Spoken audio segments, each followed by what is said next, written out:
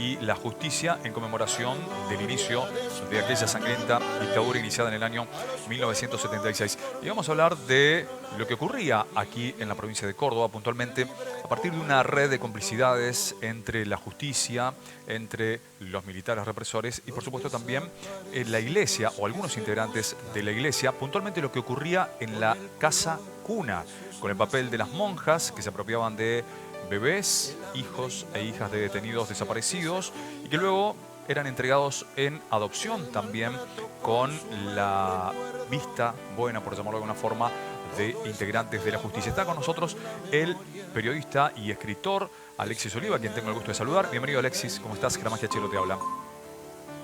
Hola, ¿qué tal? Buenas noches. Un gusto. Igualmente, gracias por recibirnos, Alexis. Contanos un poco cómo funcionaba esta red de complicidades para la apropiación de bebés y la posterior entrega para adopción. Bueno, esta historia en torno a la casa cuna y el rol de esa institución, otras instituciones como la Maternidad Provincial de Córdoba, los propios juzgados de menores que intervenían de alguna manera para legitimar esa apropiación, ya venían conociéndose en juicios anteriores, Ujú. en un juicio muy importante que hubo en Córdoba, que fue la mega causa La Perla, Sí, que se celebró entre 2012 y 2016, ¿no? Fue el juicio más extenso de la historia penal de Córdoba, por lo menos.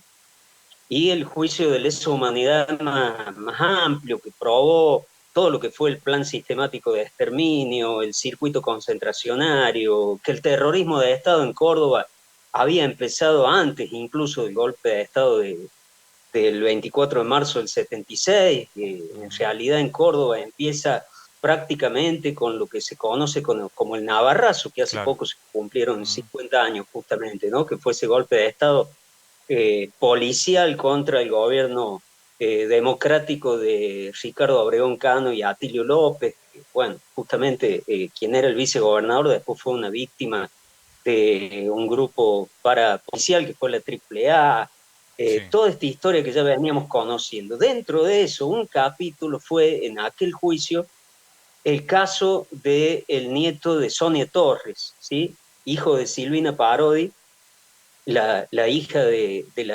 la abuela que falleció el año pasado, Ujú, referente de abuelas de Plaza de Mayo en Córdoba, Sonia Torres. ¿No?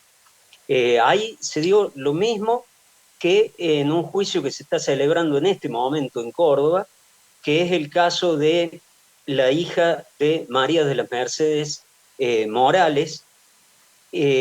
María de las Mercedes Morales falleció hace unos años, no llegó ni siquiera a recomponer el vínculo con su hija, a pesar de que su hija fue encontrada, es la nieta recuperada número 107, sí, de la que no se conoce su identidad justamente por el daño psicológico de la dictadura y las dificultades que a veces tiene el restablecer el vínculo con quien fue su legítima madre que se fue de este mundo sin poder abrazar a su hija, sin poder recomponer el vínculo, porque era un proceso que iba avanzando pero muy lentamente.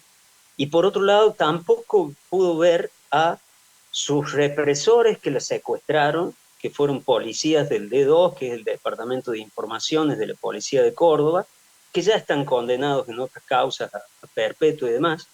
Y tampoco pudo ver en el banquillo de los acusados a quienes se apropiaron de su hija, un matrimonio de una cuya apropiadora fue una trabajadora social de la propia Casa Cuna, ujú, Laura Caligaris, y su esposo, Osvaldo Roger Agüero.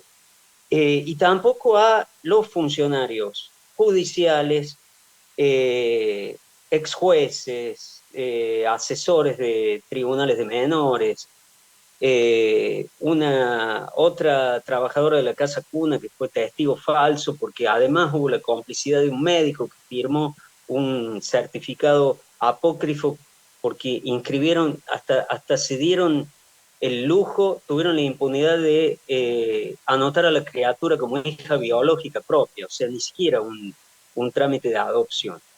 Entonces, todas estas situaciones se vuelven a narrar casi con un circuito gemelo de lo que fue la apropiación del nieto de Sonia Torres, y además con referencia a otros casos que no han llegado a juicio y que ya hablan de, en Córdoba también, un plan sistemático en este sentido, distinto de lo que fue en Buenos Aires. En Buenos Aires todo lo que fue eh, el circuito represivo de la ESMA, de Campo de Mayo y demás, contaba con maternidades clandestinas, espacios que fueron acondicionados especialmente para esperar que esas mujeres prisioneras que estaban secuestradas, desaparecidas, dieran a luz a sus hijos para que esos bebés fueran apropiados y después ellas tenían el destino seguramente de muerte como la mayoría de los desaparecidos. Alexis, En el caso de Córdoba, sí. en el caso de Córdoba se hizo con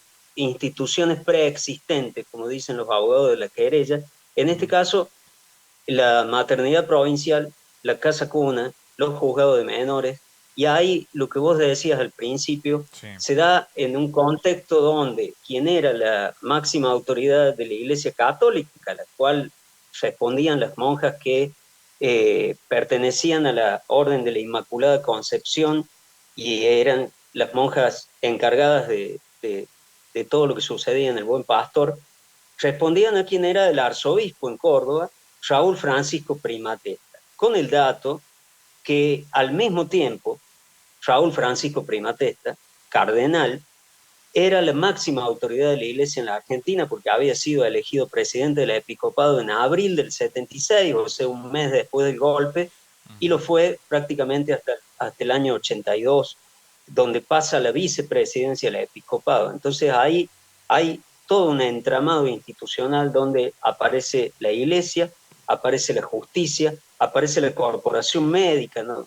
Un médico que asiste el parto y otro médico que tiempo después certifica falsamente que esa criatura de María Mercedes, de María de las Mercedes Moreno había sido hija biológica del matrimonio de Caligari y Agüero. Entonces, esto sucede justamente en un tiempo de negacionismo, en un tiempo donde se está negando incluso la dimensión represiva de la dictadura en muchas cuestiones, y es un caso que ilustra lo que aprendimos en los últimos años y sobre todo con el retorno de los juicios a partir del año 2005, que es que la dictadura fue cívico, militar, eclesial, empresarial, con toda una serie de sostenes institucionales que de alguna manera explicaban el porqué de esa represión sistemática y de todas sus atrocidades. Alexis, en este sentido, entonces, bien lo mencionabas vos, hay que reafirmar que no se trataban de prácticas aisladas o de algunos hechos por ahí en soledad, sino que había todo un sistema, una práctica sistemática de la apropiación de bebés también aquí en Córdoba. También lo hubo. Y yo recuerdo que al principio de la causa de la Perla, cuando fue el primer caso que se llevó a juicio, el hijo de Silvina Parodi y Daniel Orozco, nieto de Sonia Torres, que todavía no ha sido hallado, ¿no? Todavía no ha sido hallado el nieto de Sonia Torres. Ella se fue de este mundo sin poder abrazar a ese nieto. Pero en aquel momento se decía, no, en Córdoba no hubo robo de bebés, Menéndez no avalaba eso, no lo permitía. Y sin embargo, después estos casos van apareciendo, ¿no? Por eso es muy importante todavía la tarea investigativa de la justicia, el granito de arena que por ahí podemos aportar los periodistas, otras instituciones, porque hay mucho trabajo por hacer todavía, muchos casos impunes. En Córdoba hay dos juicios muy importantes. Uno de ellos incluso tiene víctimas de Villa María y de Río Cuarto, que es la causa Gutiérrez. Otro, más allá que ha habido víctimas emblemáticas de Río Cuarto, como el caso eh, de Mónaco Felipe, de Esther Felipe, ¿no? Ella era de Villa María Sí. y tuvo justicia de alguna manera en la causa La Perla, pero hay muchos casos del interior de la provincia donde todavía no han llegado a juicio y muchos de esos están en la causa Gutiérrez. Después hay una causa Gómez que tiene 700 víctimas, ¿sí? Y alrededor de 50 victimarios, muchos que no han tenido condena en ninguna otra causa todavía. Y esa causa, por ejemplo, se titula La Perla 2 por su dimensión, ¿no? Y todavía no está en condiciones de llevarse a juicio. Y por otro lado está esta otra cuestión de, se supone que los cálculos de abuelas, sobre todo, el colectivo que más ha investigado y ha logrado la recuperación de los bebés apropiados por la dictadura, la cifra estimada ronda los 540. Hay 133 que han sido recuperados, 133. O sea que faltan mucho, faltan 2/3 de la cifra estimada, muchísimo todavía por hacer. Alexis. Y esto es necesario porque cada uno de los nietos recuperados, más allá de lo traumático que puede ser el momento de encontrarse con la verdad, más allá del cuidado y el amor que le ponen las madres y todo el procedimiento y toda la seriedad con que se trabaja en los bancos de ADN y todo lo demás, todos los testimonios, transcurrido un tiempo de ese reencuentro con su familia de origen, nos dicen que es sanador. Eso de alguna manera les devuelve algo que intuían faltaba en su vida. Alexis. Entonces, es parte del trabajo reparatorio. Te agradecemos este contacto, nos gustaría continuar charlando con vos, no tenemos más tiempo, tenemos que cerrar el programa, te mandamos un abrazo y te agradecemos, por supuesto. Un abrazo grande y bueno, estaremos el domingo 24, ¿no? Bueno, participando, cubriendo las movilizaciones que seguramente va a haber en todas las ciudades del país.